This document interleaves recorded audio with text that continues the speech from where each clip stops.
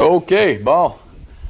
Alors, bonne fête des mères. Je suis content d'être ici ce matin. C'est le fun d'être avec ma mère ce matin et d'avoir mes grands-mères dans la salle aussi. C'est toute une bénédiction de pouvoir, encore à mon âge, d'avoir mes grands-mères en très bonne santé. Ils ont tous les deux au-dessus de 80 ans. Tous les deux en bonne santé physique, en bonne santé mentale. Toute une bénédiction. Je suis content de pouvoir être là ce matin avec vous. Ce matin, ce que je veux faire, c'est pas quelque chose de trop lourd. Ce sera pas quelque chose de super profond ou difficile à comprendre. Je veux juste, en cette fête des mères, vous parler des leçons que ma mère m'a apprises. Et aussi, par extension aussi, je vais toucher un peu aux leçons que mes grands-mères m'ont apprises. Mais principalement, je vais parler de ma mère et de tout ce qu'elle a pu m'apprendre au fil des 26 dernières années de ma vie. Donc, premièrement, je pense une des plus grandes leçons que ma mère m'a apprises, c'était comment respecter l'autorité, obéir et se contrôler. J'ai commencé ma vie, j'habitais tout seul avec ma mère, avec mes deux frères. Mon père était parti un peu avant ma naissance. Et puis, ma mère, pour les 3 premières années de ma vie, elle m'a élevé toute seule. Et puis, ça, c'était avant qu'elle rencontre René, évidemment. Et au début, si vous pensez que vous connaissez des enfants qui sont difficiles, vous ne m'avez pas connu. Vous pensez connaître des enfants qui sont difficiles. Vous pensez connaître des enfants qui sont tannants, mais vous ne m'avez pas vu. J'étais un enfant très difficile. J'étais un enfant assez colérique, un caractère très explosif. Je me suis un petit peu calmé depuis ce temps-là. Juste un petit peu. Donc, mais j'étais vraiment difficile. Puis, une de mes premières phrases que j'ai commencé, que j'ai dit dès mon jeune âge, c'était « me bof ». C'était une de mes premières phrases. Je sais que j'ai déjà raconté l'histoire. Quand j'avais 18 mois, ou 16 mois, excusez, 16 mois. 16 mois, j'ai dit ma première phrase, ou une de mes premières phrases qui était « me bof », moi boss. Parce que ma mère, elle m'avait appris que, Jeff, quand tu fais quelque chose de pas correct, elle me disait, non, Jeff, c'est moi le boss, il faut que tu fasses ça. Faut que tu m'écoutes parce que c'est moi le boss. Alors moi, j'ai eu la brillante idée, si elle a dit que c'est le boss, puis ça fait que c'est elle qui décide, moi, je vais dire que c'est moi le boss, puis c'est moi qui va pouvoir décider. Donc là, quand elle décidait de me corriger puis de me donner une petite tape, moi, je disais « Top it! Me bof! » Arrête, c'est moi le boss. Vous pensez que c'est difficile avec vos enfants. Ma mère m'a appris l'importance, c'est dès mon jeune âge, elle m'a appris l'importance d'obéir à l'autorité. Elle m'a appris c'était quoi l'autorité. Puis un verset qui démontre ça très bien, c'est « Enfants, obéissez à vos parents, selon le Seigneur, car cela est juste. » Les enfants ont besoin d'obéir à leurs parents.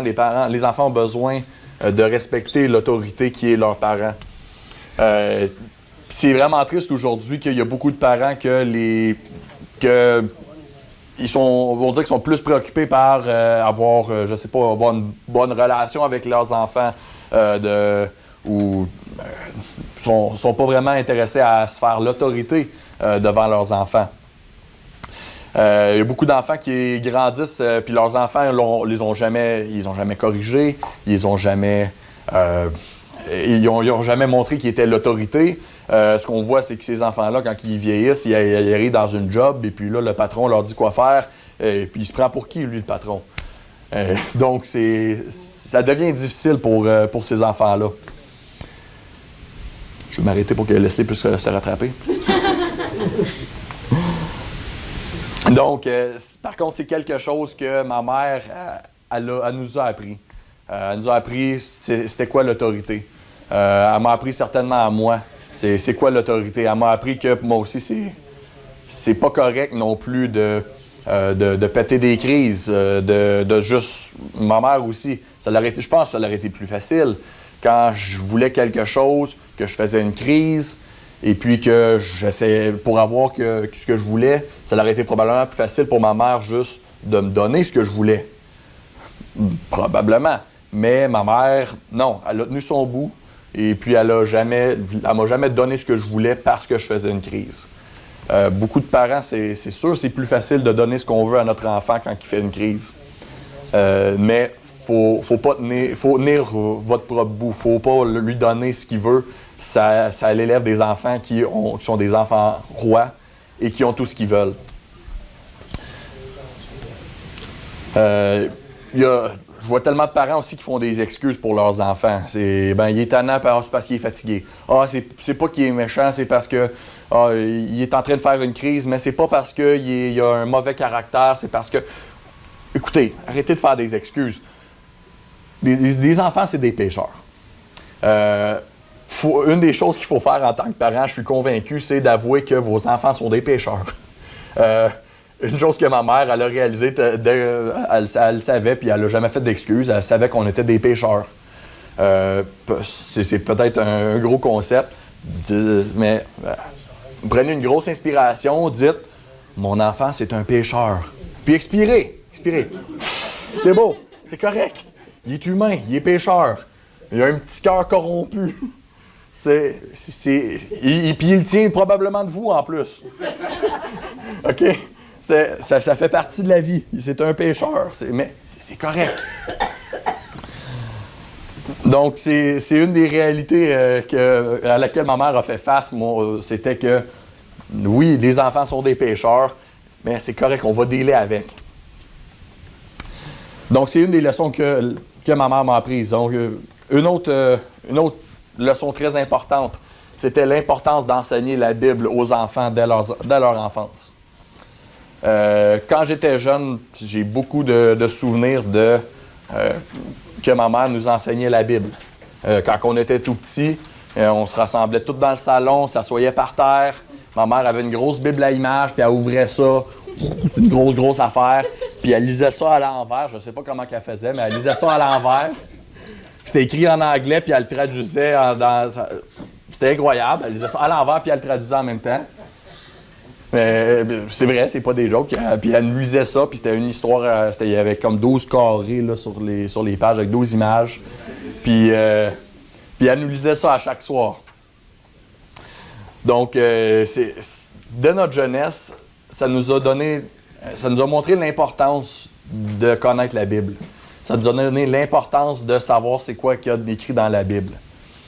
Je trouve ça dommage qu'aujourd'hui, il y a beaucoup de parents qui ne parlent pas de la Bible à leurs enfants. Je trouve ça vraiment triste. Je trouve ça triste. J'ai travaillé dans des camps, ça fait au-dessus de 10 ans que je travaille dans les camps avec des jeunes. Je vois des jeunes qui sont chrétiens, je vois des jeunes qui ne sont pas chrétiens. Je trouve ça vraiment triste parce que souvent, je vois des jeunes qui sont chrétiens qui n'ont pas bien de connaissances de plus que des jeunes qui ne sont pas chrétiens. Des jeunes qui sont élevés dans des églises, puis tout ce qu'ils connaissent de la Bible, c'est juste ce que le gars en avant a dit. Ils n'ont rien appris de leurs parents. Puis je trouve ça vraiment triste, je trouve ça vraiment dommage. Il y a tellement de familles chrétiennes qui pensent que c'est la job de l'Église d'enseigner leurs enfants dans les choses de la Bible. Ils pensent que c'est la job du pasteur jeunesse, ils pensent que c'est la job de n'importe qui d'autre. Mettre ça sur le dos c'est leur job. C'est pas ce que la Bible nous enseigne. L'Église peut venir aider pour enseigner les jeunes, c'est sûr. Le pasteur jeunesse vient aider pour enseigner les jeunes, c'est certain. Par contre, la responsabilité première d'enseigner un enfant dans les choses de la Bible, ça revient aux parents. Puis c'était pas juste quand on était tout petit que ma mère nous sortait la grande Bible à images. Éventuellement, on a vieilli, on a dépassé ça un petit peu. Plus tard, on faisait juste de lire un passage dans la Bible autour de la table au souper. Après ça, mes frères ont commencé à jouer au basketball. Ça donnait plus le soir. On a mis ça le matin parce que c'était très important de pouvoir trouver un temps de le faire. On a mis ça le matin parce qu'il fallait que tout le monde soit là pour pouvoir entendre, pour qu'on puisse parler de la Bible. Puis ça, ça a vraiment laissé une grande impression sur moi. Ça a montré l'importance d'enseigner la Bible aux enfants. C'est pas juste ma mère, ça d'ailleurs, c'est René aussi. C'est pas juste ma mère qui a fait ça, faut que je le mentionne. René aussi dirigeait ces moments-là d'enseigner la Bible. Donc, puis c'est pas juste aussi, je veux le mentionner, c'est important de pas juste avoir un temps avec vos enfants où vous parlez de la Bible. C'est juste avoir un temps, on prend une demi-heure pour parler de la Bible, puis c'est tout, c'est fini, on n'en parle plus dans le reste de la journée. Non, c'est important qu'on en parle tout au long de la journée. C'est important qu'on en parle dans tous les aspects de la vie. Un verset qui démontre ça, Deutéronome 6, 6 et 7. « Et ces commandements que je te donne aujourd'hui seront dans ton cœur. Tu les inculqueras à tes enfants. Tu en parleras quand tu seras dans la maison, quand tu iras en voyage, quand tu te coucheras et quand tu te lèveras. » Tu peux pas être plus clair que ça, là. Il faut enseigner la Bible à nos enfants en tout temps. Quand tu te lèves, quand tu te couches, quand tu es en voyage, quand tu es dans la maison. Tout le temps. Tout le temps. J'espère que c'est assez clair. Donc, d'autres leçons aussi que ma mère m'a apprises. Comment travailler fort. Ma mère, je peux vous dire, on dit souvent, mon père est plus fort que le tien. Moi, ma mère a travaillé plus fort que la tienne. Ma mère a travaillé plus fort que la tienne. Elle a été mère de famille. On était 7 enfants après que ma mère se soit remariée. Puis qu'on a eu celle-là. Là. On était 7 enfants. Ma mère était comptable. Elle faisait aussi, elle tenait les livres pour publications chrétiennes. Elle faisait aussi elle était comptable et propriétaire pour Copie Express pendant longtemps. Elle a été traductrice par après. Elle faisait l'école à la maison. Elle nous a toujours aidés avec nos devoirs. Je connais pas bien de mères qui ont travaillé aussi fort que ça. Il y a beaucoup de mères. Puis en passant, ma mère, elle a toujours été à la maison. Là. Elle a jamais sorti pour faire ses travaux. C'était toujours très important pour elle d'être à la maison avec les enfants quand on arrivait de l'école. Donc, ma mère a travaillé vraiment très, très fort. Ça aussi, c'est une excellente leçon pour moi. Ma mère nous a démontré par son exemple que c'est pas acceptable de juste être un bum, de rien faire avec notre vie. Non, c'est important de travailler fort. Et je pense que c'est un bel exemple aussi pour nous, les 7 enfants. Puis, si vous connaissez mes frères, mes sœurs, il n'y en a pas un dans la gang qui n'est pas très travaillant. Toute la gang, on travaille fort pour gagner nos vies. Une autre leçon aussi, l'amour inconditionnel. On a été haïssables par bout, les enfants. On a été 7, on était 7, on avait toutes des personnalités d'un bout à l'autre du spectrum. On est tous très, très différents les uns des autres. Plus colériques, plus sensibles. On avait qu'il y avait des plans de débiles. Des plans pour se tuer à toutes les semaines. Mon frère qui voulait se tirer de la fenêtre de sa chambre au 2e étage pour ramasser un glaçon. On a été haïssables par bout. Mais puis ma mère a peut-être pas été parfaite, certainement pas. Mais vraiment, il y a une chose qu'on sait et qu'on était certain, c'était qu'on était aimé inconditionnellement. Peu importe ce qu'on faisait. Le sacrifice de soi. C'est important pour être un parent de ne pas être égoïste, égocentrique. Très important de ne pas penser à soi-même, de faire passer les besoins des enfants avant nos propres besoins. Je l'ai vu avec ma mère. Ma mère a fait passer nos besoins, les besoins de ses enfants, avant ses besoins à elle. Encore une fois, je le vois dans des parents. Je le vois dans des parents qui font passer leur job avant leurs enfants, qui font passer leurs besoins, leurs plaisirs à eux-mêmes avant les enfants. Oui, ma mère avait des jobs, mais les jobs, c'était pour servir les enfants, c'était pas pour se servir elle-même. C'était toujours pour aider la famille. Certainement, c'est un très bon exemple. Le leadership aussi. Je l'ai passé en rafale. Le leadership, l'organisation. Regardez l'Église autour de vous, comment c'est bien organisé. Ma mère a certainement une grande part là-dedans d'organiser les choses puis d'aider à diriger. Aussi, comment faire des listes. C'est une bonne façon. C'est une façon qu'elle reste bien organisée. Ma mère est bonne à faire des listes. Ma mère a des listes pour tout.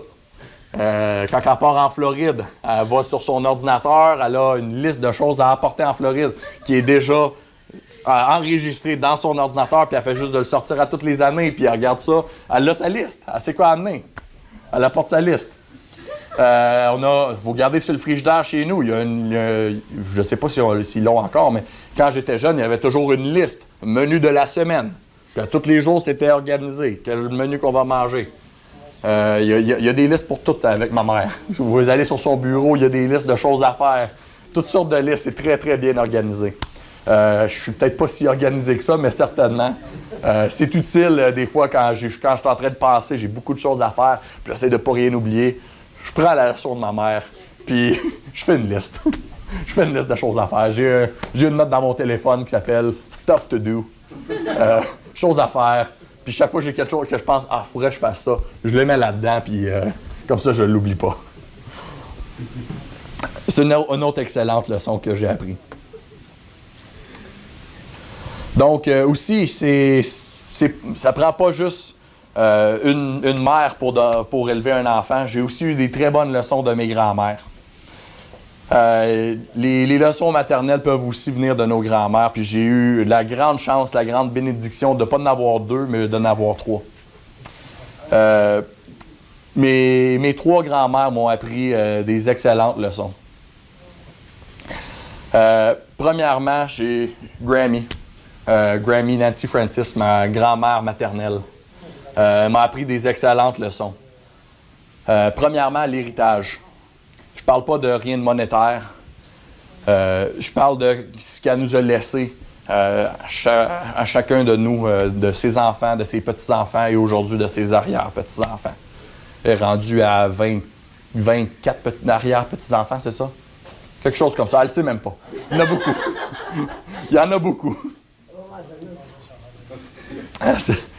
Donc, ma grand-mère et mon grand-père aussi ont décidé qu'ils allaient laisser un héritage à leurs enfants, un héritage de spiritualité, un héritage de foi en Jésus-Christ. Ils ont enseigné dès leur jeune âge à leurs enfants que Jésus était mort à la croix pour leurs péchés et que c'est en plaçant notre foi en lui qu'on peut avoir le pardon de nos péchés, qu'on peut aller au ciel avec lui un jour. Ma grand-mère a appris ça à ses enfants qui l'ont appris à leurs petits-enfants, dont moi. Et aujourd'hui, on continue à l'enseigner aux arrière-petits-enfants.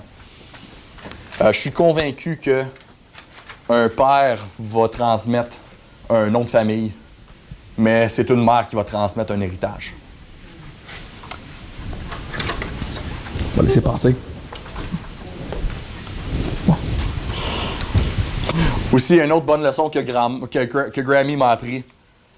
Comment trouver quelque chose de positif à dire. Peu importe la situation dans laquelle vous mettez Grammy, elle va toujours trouver quelque chose de positif à dire. Si tu portes quelque chose de dégueulasse, elle va toujours trouver le petit fil qui est là, il est beau. Grammy trouve toujours quelque chose de positif à dire sur quoi que ce soit. C'est pas quelqu'un de négatif qui va toujours parler en mal des choses, qui va parler en mal du monde. Non, Grammy a toujours des choses de positives à dire sur tout le monde. La propreté. Grammy vous dirait que non, ça, elle ne l'a pas compris encore. Mais certainement, c'est une bonne leçon qu'elle nous a appris. Comment nettoyer les choses, comment garder ça propre chez nous. Une autre excellente leçon. L'hospitalité aussi. Belle leçon que Grammy nous a appris, l'hospitalité. Quand on était jeune, ou du moins, même avant ma naissance, je devrais dire. Grammy et Grampy d'ailleurs, c'est pas juste Grammy, mais certainement, Grammy et Grampy étaient des gens très hospitaliers. Quand il y avait des gens qui étaient dans le besoin, surtout des jeunes qui étaient dans le besoin, ils les accueillaient chez eux, ils les gardaient chez eux pendant des périodes de temps. On a des gens chez nous, pour notre famille, qui sont comme des oncles et des tantes. Ils n'ont aucun lien de parenté, mais c'était des gens qui, dans leur jeunesse, avaient peut-être des problèmes à la maison, des problèmes avec leur famille, et puis qui étaient des amis de mes oncles et mes tantes. Et puis, mes grands-parents les ont accueillis chez eux. Et puis aujourd'hui, ces personnes-là, c'est de la famille pour nous, à cause de l'hospitalité de mes grands-parents. Super belle leçon, puis c'est une leçon qu'ils ont transmise à ma mère, à mes oncles et mes tantes aussi. Quand quelqu'un qui est dans le besoin, particulièrement quelqu'un qui est jeune, mais n'importe qui est dans le besoin, qui a besoin d'hospitalité, qui a besoin qu'on le prenne, qu'on l'accueille chez nous, oui, toujours, on accueille toujours les gens chez nous. Puis ça, je l'ai vu, mais pas juste avec ma mère, mais aussi avec, je me souviens, une de mes tantes particulièrement. Chaque fois qu'on allait chez eux, il y avait tout le temps quelqu'un que je connaissais pas qui était chez eux. Toujours. Ça, du moins, c'est l'impression que j'ai eue. Avec ma mère aussi, il y avait toujours... il y a des jeunes qui se sont ramassés chez nous pendant des mois et peut-être des années de temps. On leur a pas chargé pour venir chez nous, mais c'était des personnes qui, des fois, avaient des problèmes avec leur famille, qui avaient besoin d'être accueillies, qui avaient besoin d'un toit, qui avaient besoin d'un peu d'amour. Puis ma mère et René aussi, ils ont toujours accueilli parce que c'est la bonne chose à faire. Il y a du monde qui ont besoin d'être accueillis, il y a du monde qui ont besoin d'un peu d'hospitalité. Puis c'est une leçon que ma grand-mère nous a appris. Juste quelques-unes des leçons que Grammy m'a appris. Aussi, Mamie. Mamie, Mamie nous a quittés là quelques mois seulement. Mamie, c'était pas quelqu'un qui parlait beaucoup. Mais j'ai plusieurs bons souvenirs d'elle. Particulièrement, je me souviens quand une fois elle était venue se baigner chez nous, puis elle avait un maillot de bain de toutes sortes de couleurs, puis un casque de bain dans fleurs, puis avec des lunettes, puis elle était drôle. Puis je me souviens aussi, elle aimait les enfants. Je me souviens parfois, elle venait pour des fêtes, puis là, avec les petits-enfants, puis elle les aimait beaucoup. Mamie, c'était une madame qui était vraiment pleine d'amour. Puis une leçon que je me souviens particulièrement, qui est restée avec moi de Mamie, c'était une fois quand elle était chez nous, et puis c'était pour une fête, et puis il y avait une autre dame qui était là. Cette dame-là, elle ne connaissait pas Jésus. Du moins, elle connaissait pas Jésus comme Mamie. Elle n'avait pas vraiment placé sa foi en Jésus pour le pardon de ses péchés. Et puis, il parlait du ciel. Et la dame a dit à Mamie, elle lui dit, on a toute l'espérance d'aller au ciel un jour. Et Mamie, je me souviens, elle a répondu, moi j'ai l'assurance d'aller au ciel. Elle avait cette assurance-là parce qu'elle avait demandé à Jésus de pardonner ses péchés. Et elle savait que le jour où elle allait mourir, qu'elle allait être au ciel. Et c'est là qu'elle est aujourd'hui. J'ai la foi que c'est là qu'elle est aujourd'hui, depuis qu'elle nous a quittés il y a quelques mois. Très belle leçon que Mamie m'a appris. On peut avoir l'assurance de notre salut. Et finalement, ma troisième grand-mère, grand-maman Poisson, aussi un très bel exemple d'amour inconditionnel. Autant que j'ai été haïssable des fois quand j'étais petit, puis j'étais un peu tannant. Grand-maman, j'ai jamais eu l'impression qu'elle était même tannée de m'avoir.